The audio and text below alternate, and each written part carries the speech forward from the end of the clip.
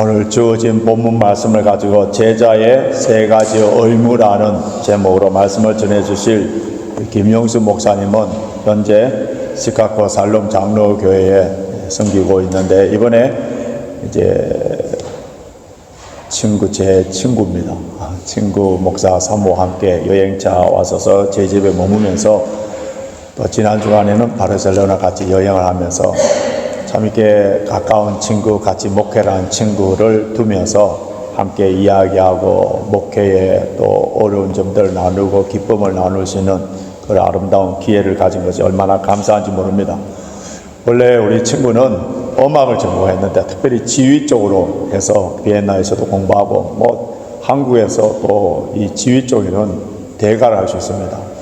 모든 합창단에 나가서 참 엄청난 일들을 하고 시카고에 가서도 장로님들을 모아서 장로 찬양대를 만들어서 고국에 방문하기도 하고 이런 엄청난 사역을 했는데, 이제 하나님께 특별히 부르심을 받아서 목회를 하고 있는데, 시카고에서 아주 참 목회를 잘 하고 계시는데, 그래서 저와의 또 아내와의 또 사모님과 나이도 같고 참 친한 그런 친구입니다.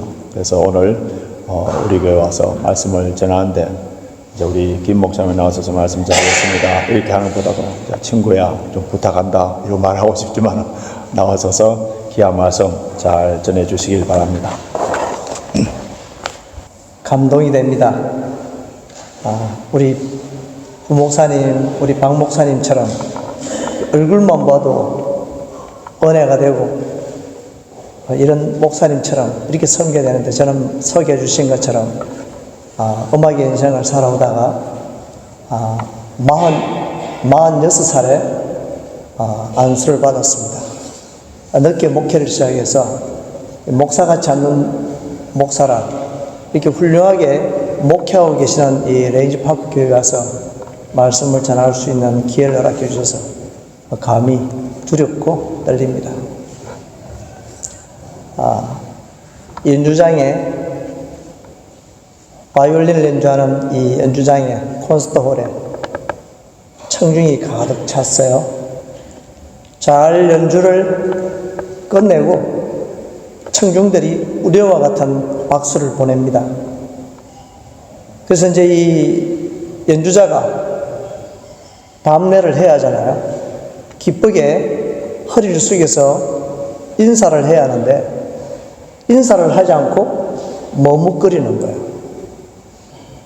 저렇게 연주를 잘하고 온 청중이 기립박수를 하는데 왜 반응을 보이지 않을까? 그게 이유가 있었습니다. 그 바이올리니스트를 가르쳐 주신 선생님이 앉아 계신 거예요. 근데 이 선생님이 박수를 쳐야 오늘 연주가 기쁨으로 잘 연주된 결과로 본인이 받아들일 수 있는 거예요. 무슨 말씀인지 이해가 되셨습니까? 저에게는 오늘 우리 박 목사님이 앞에 앉아 계셔서 심히 두렵다는 뜻입니다. 2013년 5월 둘째 주에 저희 교회에 오셔서 집회를 하셨습니다. 우리 박 목사님 사모님 오셔가지고 오늘이 2025년 둘째 주일이네요. 정확히 12년 만에 제가 답방을 하게 됐습니다. 감사하게 이렇게 함께 예배를 드릴 수 있게 돼서 너무나 기쁩니다. 젊은 청년이 믿음을 잘 지키고 있는 때에 훈련소에서 훈련을 마치고 이제 자대 배치를 받아서 첫날 점심시간에 식탁에서 기도를 했습니다. 그 군대에서 기도하기가 쉽지 않아요. 얘가 믿음이 좋지 않으면. 근데 그 청년이 기도를 하고 눈을 떴는데 밥을 먹으려고 하는데, 신병, 너 예수 믿나? 이러는 거예요. 그래서 벌떡 밥 먹다가 숟가락 넣고, 신병 김정수 이렇게 하고 밥 먹고 시사장 옆으로 오래. 그래서 이제 시사장 옆으로 밥을 먹고 갔더니만 우리 이름이 보니까 박종도더라고. 그래서 이제 지사장 옆에서 처음 대면식을 했습니다. 그래서 이제 그 족보 추적을 쭉 하니까 저는 1월생이고 친구는 6월생이라 제가 선배. 근데 군대 한 달 먼저 온 바람에 어이 신병 이럴 사이가 아닌데. 그래서 이하간 우리 박 목사님과 그 일로 44년째 좋은 친구 관계를 맺고 있습니다. 그 친구가 전도사 강도사 생활을 할 때에 그 교회 가서 음악 경연대회 하면 심사도 하고 또 성가대도 만들고 이런 역할들을 제가 해드렸어요. 제가 이렇게 목회 일로 갈 줄 모르고 그래서 너는 목회, 나는 음악 그래서 각각의 길로 열심히 잘 가고 있었죠. 그래서 91년도에는 비엔나에서 있었고요. 94년도에는 LA에서 그리고 96, 7, 8년도에는 모스크바에서 음악 공부를 했습니다. 학위를 다 받고 방송국이든 대학이든 강의를 열심히 하고 있는 중에 이렇게 찬양 사역을 하는 중에 통합축교회를 가니까 이렇게 강대상에서 말씀을 전할 수 있는 기회를 주시더라고요. 저는 자라온 출신 배경이 고신입니다. 고신. 이 고신에서 자라왔기 때문에 평신도가 이 강대상에 올라와서 말씀을 전한다는 것이 여간 부담스러운 일이었습니다. 그러던 중에 제가 150개의 교회를 강의를 하다가 조금 내가 하나님께 죄송스러운 마음이 있어서 신학 공부를 좀 해서 하나님 기뻐하시는 이 찬양을 잘 전하면 좋겠다. 그렇게 해서 신학을 시작했습니다. 그 신학 공부를 시작했는데 공부를 하고 보니까 때가 되니까 강도사 고시를 치르고 또 때가 되니까 목사 고시를 치르고 안수를 받으러 가야 되는 이렇게 아침에 비행기를 타고 클리브랜드로 이렇게 가야 되는데 아내가 한복을 입고 머리를 이렇게 제자가 따주어서 한복 머리에 맞게 잘 따서 올림머리를 하고 한복을 입으면서 저에게 한 이야기입니다. 저희 아들의 이름이 정현인데 정현이 아빠 오늘도 안 늦었는데 혹시 자격을 다 갖추었으니까 안수를 안 받고 그냥 음악 장로로 섬기면 어떻겠냐. 이해가 되셨습니까? 아내가 얼마나 남편이 목사감이 아니면 저렇게 안수를 받으러 가는 날 아침에 혹시 오늘 비행기를 안 타면 그냥 평신도로 장로로 이렇게 음악 사역을 하면 훨씬 좋지 않겠냐.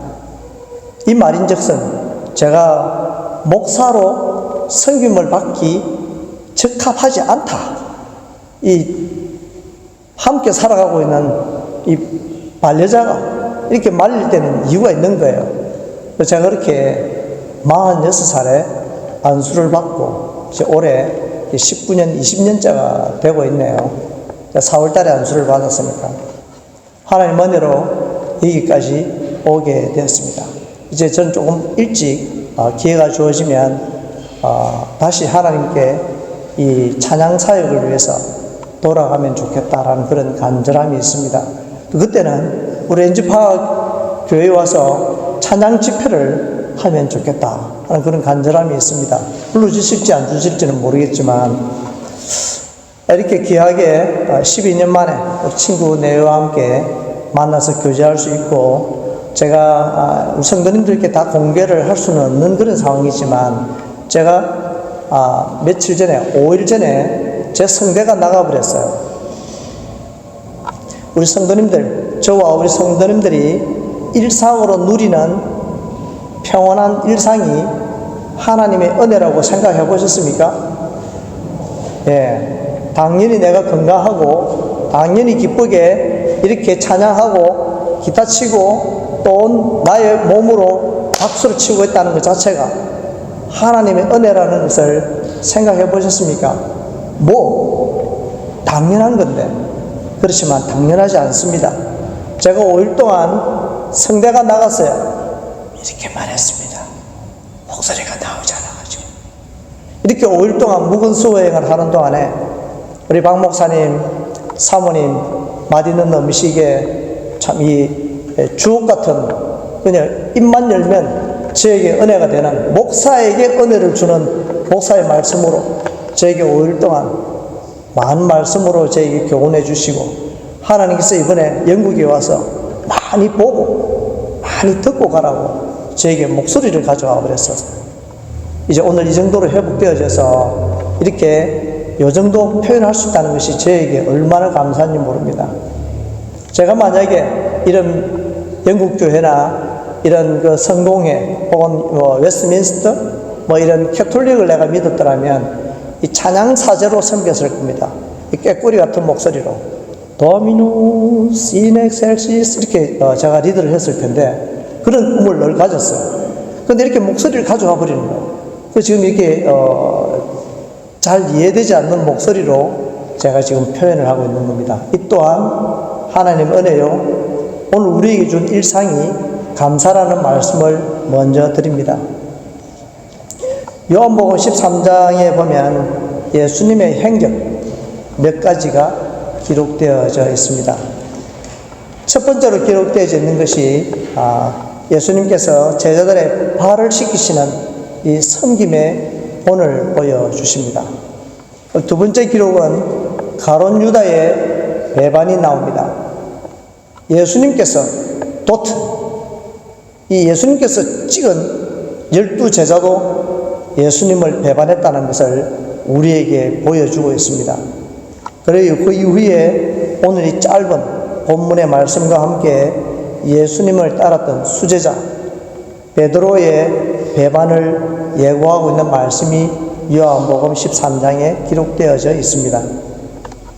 요한복음 13장 1절 말씀을 보시면 아주 의미심장한 말씀을 기록하고 있습니다. 6월절 전에 예수께서 자기가 세상을 떠나 아버지께로 돌아가실 때가 이런 줄 아시고 세상에 있는 자기 사람들을 사랑하시되 끝까지 사랑하시니라. 이렇게 요한은 13장 1절을 기록하고 있습니다. 예수님께서 십자가를 지시기 전에 제자들에게 자신의 마음을 보여주고 있습니다. 어제도 만났고 오늘도 만났고 내일도 만날 선생님인데 뭘 특별하냐? 그렇지 않습니다. 오늘 우리가 만나고 예배드리고 찬양하고 있는 것이 특별합니다. 이 사실을 오늘 우리에게 요한복음 13장을 통해서 교훈하고 있는 것입니다. 세상에 있는 자기 사람들을 사랑하시되 끝까지 중간에 마음이 변하는 것이 아니라 끝까지 사랑한다고 말씀을 했습니다. 열심히 사랑하다가 시간이 지나면 식어가는 사랑이 아니라 끝까지 사랑하려면 많은 어려움과 시련을 건너가야만이 끝까지 사랑할 수 있습니다. 예수님은 죽기까지 끝까지 사랑하시는 모습을 제자들에게 보여주셨고 오늘 우리들에게까지 그 사랑을 끝까지 해주신 모습을 보여주시고 있는 것입니다.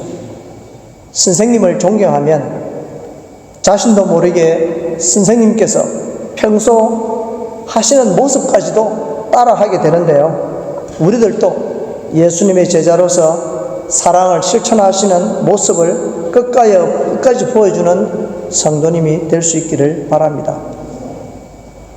제자와 선생님과의 관계가 바로 세워져야 선생님을 존경하는 마음이 더 생기게 되고 학습하는 학생의 입장에서는 공부가 재미있어지면서 학업의 효율이 올라가게 될 것입니다. 왜냐? 관계가 성립되었기 때문에 공부가 재밌는 거예요. 선생님과의 관계뿐만 아니라 형제들과의 관계, 목사, 성도님들과의 관계 다 마찬가지입니다. 예수님께서 십자가 죽음을 앞두고 제자들을 남기시는 어떤 모습이었다. 베드로는 이거 가지고 또 요한에게는 나 겉옷을 주고 이렇게 베푸신 것이 아닙니다. 우리 예수님은 마지막에 유산을 남기신 것이 아니라 새로운 계명을 주셨습니다. 새로운 계명을 주셨다는 것은 옛 계명이 오래된 계명이 있었겠죠. 그래서 첫 번째 계명은 내 마음을 다하고 목숨을 다하고 뜻을 다하여 주 너의 하나님을 사랑하라는 것이 옛 계명입니다. 그리고 예수님께서 새 계명을 주시면서 하나님을 사랑함과 같이 내 이웃도 너 몸과 같이 사랑하라. 이것이 새로운 계명입니다. 이웃이 누구입니까? 나의 직장에서 앞뒤 좌우, 나의 거래처 만나는 비즈니스의 관계, 또 학교에서 혹은 우리가 이웃집, 우리 반경에 있는 사람들이 바로 우리의 이웃입니다. 그리고 오늘 이 자리에 렌즈팍 교회에서 함께 예배를 드리고 있는 공동체가 우리의 이웃입니다. 우리 이웃을 새로운 계명은 우리 이웃을 내 몸과 같이 사랑하라라고 주신 계명입니다. 모두가 내 이웃입니다. 한번 인사를 나눠볼까요? 모두가 내 이웃입니다. 네, 제가 딱 보니까 모두가 네 이웃입니다. 이렇게 들립니다. 성의 없이 그렇게 하지 마시고, 내 이웃을 내 몸같이, 내 몸을 사랑하듯이 한번 다정하게 당신은 나의 이웃입니다.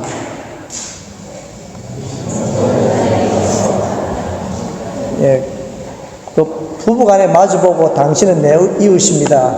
이렇게 인사하시는 건 별로예요. 그 영원한 이웃이라. 자, 이렇게 우리에게 방금 인사한 우리의 이웃은 내 몸처럼 사랑하라고 주신 계명이 바로 두 번째 계명입니다. 이러한 사랑의 인사는 바로 샬롬인데요.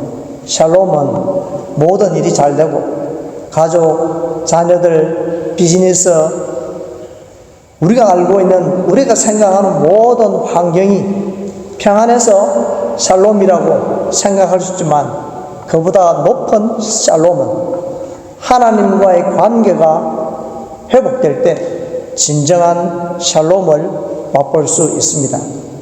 하나님과의 관계에서 주시는 평안이 있을 때 그 다음에 주어지는 여러 가지 일들이 생길 수 있어요. 어려움도 올 수 있고, 비즈니스에 어려움도 올 수 있고, 자녀에게 문제가 생길 수도 있고, 가정에 문제가 생길 수도 있고, 여러 가지의 문제가 생길 수 있지만 그것 또한 하나님의 계획 안에 이 어려움도 포함되어 있다는 것을 믿는 자들에게 주시는 평안이 진정한 샬롬이라는 것입니다. 그래서 샬롬은 장로님, 집사님, 권사님 너무 가족이 잘 되고 아들, 딸이 잘 되고 정말 샬롬입니다. 그러면 힘들고 어려움 당하는 성도에게는 샬롬이 아니라는 말입니까? 그렇지 않습니다. 하나님과의 관계만 바로 서 있다면 오늘 우리에게 모든 주어져 있는 크고 작은 환경을 초월해서 우리에게 샬롬이라는 뜻이 되겠습니다. 믿어지십니까? 네, 이것이 진정한 샬롬입니다. 가족과 이웃과 친구와 만나는 모든 사람들이 우리의 이웃이요, 이런 계명을 예수님께서 우리에게 주셨습니다. 하나님 안에서 모두를 사랑하며 평안을 누리라 라고 말씀하신 것입니다. 이렇게 평안을 누리게 되는 저희들에게 세 가지의 의무를 주셨습니다. 이 요한복음에서 첫 번째 의무는 내 말 안에 거하라 라고 하셨는데요. 요한복음 8장 31절 말씀해 보시면, 요한복음 8장 31절, 그러므로 예수께서 자기를 믿은 유대인들에게 이르시되 너희가 내 말 안에 거하면 참 내 제자가 되고 진리를 알지니 진리가 너희를 자유케 하리라. 이렇게 말씀하고 있습니다. 이 말씀을 누구에게 한 것입니까? 예수님을 믿는 오늘 우리들에게 말씀하고 있습니다. 예수님의 말씀을 실천하고 예수님 안에 거할 때 제자가 된다고 했습니다. 참 제자. 그 말씀이 진리가 되어서 우리를 자유하게 하는 은혜를 허락해 주실 것입니다. 예수님의 제자가 해야 할 의무 두 번째, 오늘 본문 말씀입니다. 요한복음 13장 34절 말씀에 서로 사랑하라. 새 계명을 너희에게 주노니 서로 사랑하라. 내가 너희를 사랑한 것 같이 너희도 서로 사랑하라. 예수님께서 너희를 위해 십자가를 지시고 너희 죄를 사하여 준 것 같이 너희도 고난과 어려움을 겪을지라도 서로 사랑하라고 말씀하신 것입니다. 그렇게 서로 사랑하면 다음과 같은 오늘 본문 35절 말씀에 축복을 주시겠다고 기록하고 있습니다. 너희가 서로 사랑하면 이로써 모든 사람이 너희가 내 제자인 줄 알리라. 오늘 우리가 주 안에서 서로 사랑하고 양보하고 예의를 갖추는 모습을 통해서 예수님의 제자가 되는 사랑의 실천을 하고 있다라는 증거가 될 것입니다. 한국교회나 이민교회가 고생하다가 하나님의 은혜로 인해 어느 날 살만해지고 여유가 생기면서 눈물로 기도하고 서로 사랑하는 모습은 온데간데 없고 서로 패를 나눠서 다투고 싸우는 모습을 넘어서 교회에서 일어나는 문제를 교회에서 해결하지 못하고 세상 법정으로 수를 해버립니다. 그렇게 되면 어떻게 되죠? 세상 뉴스에 교회 싸우는 문제가 나오게 되는 거예요. 세상이 교회를 바라보는 눈이 달라졌습니다. 과거에는 마을을 지나가면서 예수 믿는 집은 그렇게 존중했습니다. 얘들아, 이 집은 예수 믿는 집이야. 집사님 집이야.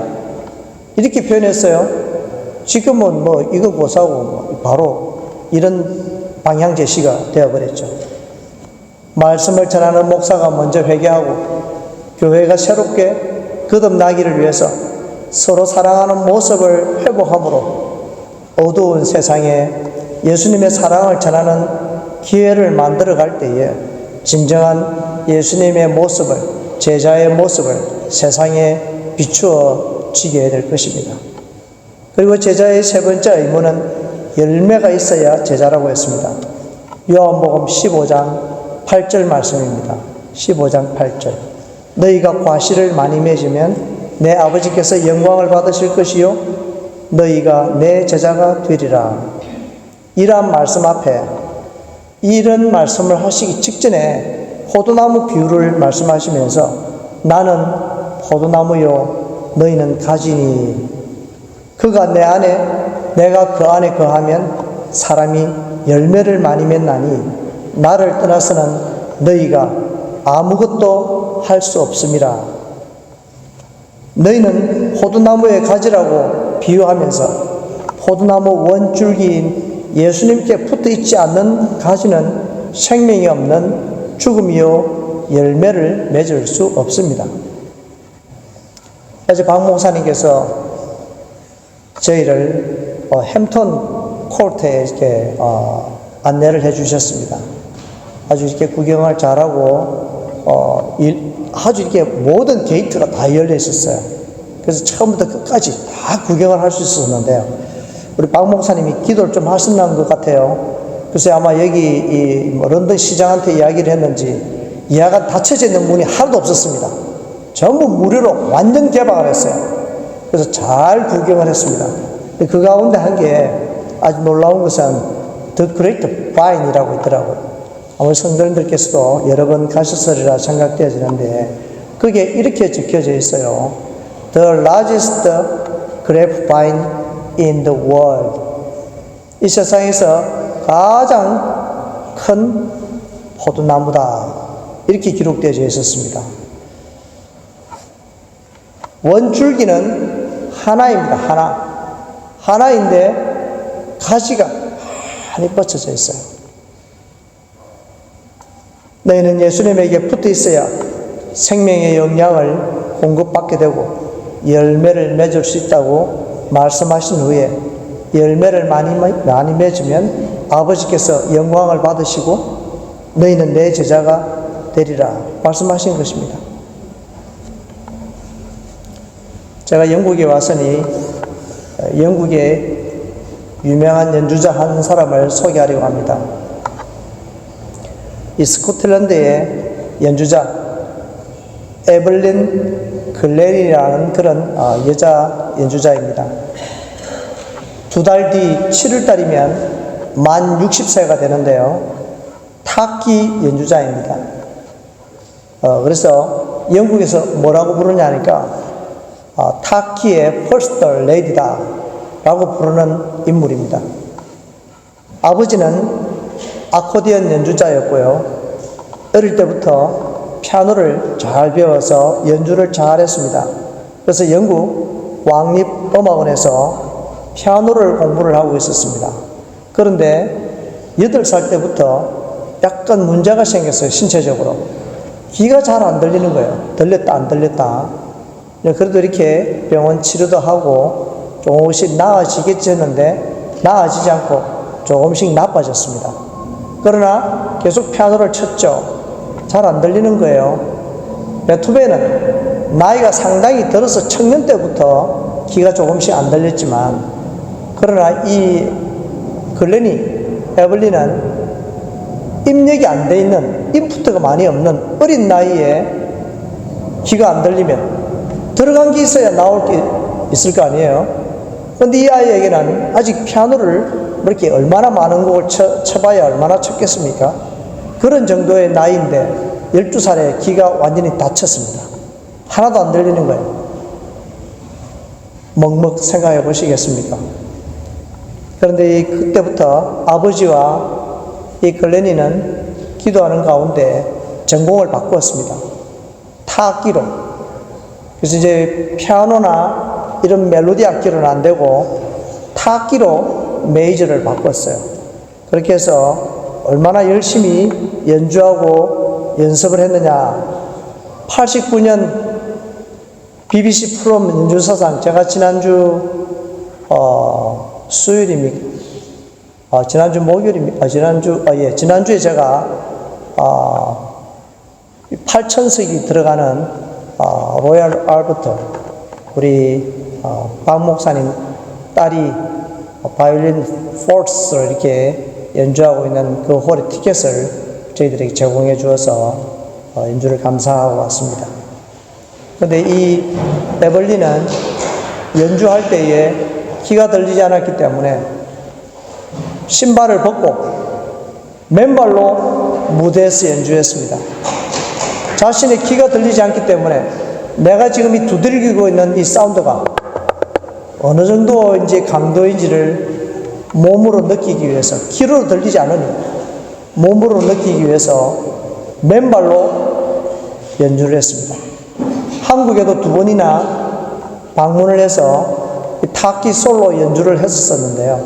이 영국에서 주는 2등급 영국 국가에서 주는 훈장도 받고, 그리고 또 스웨덴 왕립음악에서 주는 홀라 음악상도 받았던 아주 유명한 인물이 있습니다.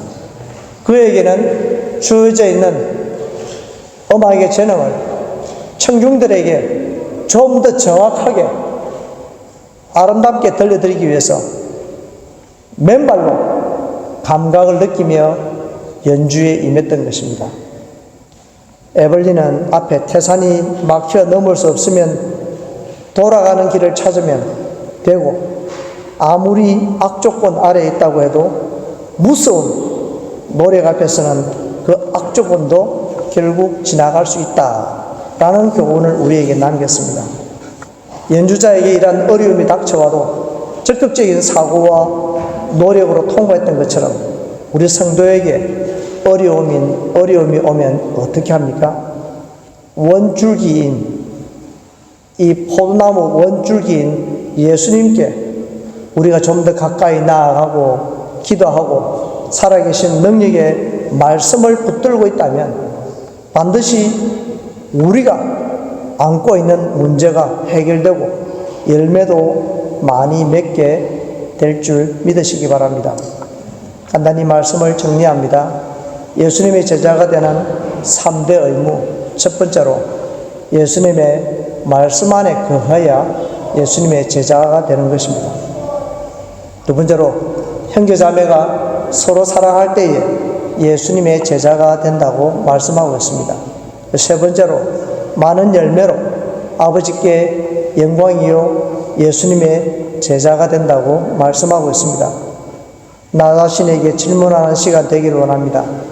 나는 예수님을 따라다니는 군중, 무리 속에 내가 있습니까? 오늘 우리가 예수님의 말씀을 따라 살아가려고 노력하고 계십니까? 서로 사랑하기를 먼저 하고 용서하고 헌신하기를 실천하고 계십니까? 나는 열매를 맺기 위해 예수님과 함께 살아가기 위해 어떤 노력을 하고 계십니까?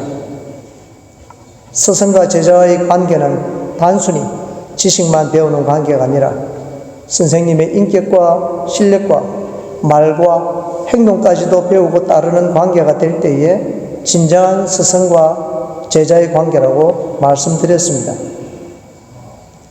The Great Vine을 통해서 우리에게 보여주신 교훈은 사진이 4커트가 있어요. 봄 사진에는 열심히 가지를 치고 잘 자랄 수 있는 환경을, 열매를 많이 맺을 수 있는 환경을 만들었습니다. 여름 컷은 물을 주고 가꾸는 일이었습니다. 그리고 가을 컷은 많은 열매를, 포도를 수확하는 컷이었습니다. 그리고 겨울 컷은 다시 거름을 주고 땅을 가꾸는 그런 컷이었습니다. 그러니까 많은 수고와 정성으로 가꾸었을 때 많은 열매를 가져오게 된다라는 결론이죠. 뛰어난 무예나 바둑이나 음악이나 그림을 배우기 위해서 유학을 가거나 아니면 선생님 댁에 함께 살면서 24시간 동행하고 학문과 기술, 예술뿐만 아니라 선생님의 삶 그 자체를 배우고 싶어 했던 것처럼 오늘 우리들도 예수님 걸어가신 십자가의 길을 걸어가고 서로를 위해 정성으로 베풀고 섬기고 가꾸는 노력과 사랑의 행함과 예수님 바라보는 시선, 예수님 바라보는 목표를 따라서 우리들도 주님의 길을 묵묵히 따르며 서로 사랑을 행하는 삶을 통해서 세상 사람들도 우리가 예수님의 제자인 줄, 예수님을 믿는 성도인 줄 알게 하는 그런 성도님이 될 수 있기를 바랍니다. 진정한 스승 되신 예수님의 제자다운 삶을 살아가기로 결단하는 성도님들이 되시기를 예수님의 이름으로 축복드립니다. 아멘. 기도하겠습니다. 하나님 아버지, 이곳 런던에서 타국의 삶을 살아가면서 크고 작은 어려움들이 항상 있을 것입니다. 그럴 때마다 말씀을 붙들고 예수님 안에 거하는 성도의 믿음을 지키게 하셔서 서로 사랑하고 많은 열매를 맺어드리는 성도되게 하옵소서. 예수님의 제자로서 관계를 회복하며 살아가기를 소원하옵고 예수님의 이름으로 기도드립니다. 아멘.